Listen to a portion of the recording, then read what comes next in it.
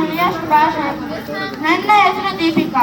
ಭಾರತವು 1947 ಆಗಸ್ಟ್ 15ರಂದು ಬ್ರಿಟಿಷರ ಆಳ್ವಿಕೆಯಿಂದ ಸ್ವತಂತ್ರವಾಯಿತು.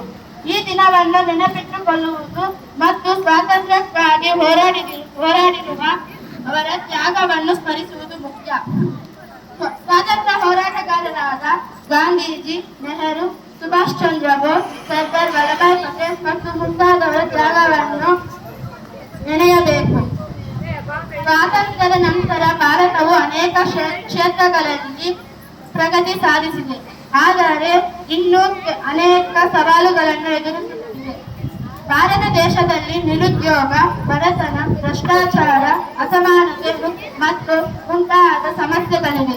ಈ ಸಮಸ್ಯೆಗಳನ್ನು ಹೋಗಲಾಡಿಸಲು ಎಲ್ಲರೂ ಒಗ್ಗಟ್ಟಾಗಿ ಕೆಲಸ ಮಾಡಬೇಕು. ಯುವಜನರು ಭಾರತದ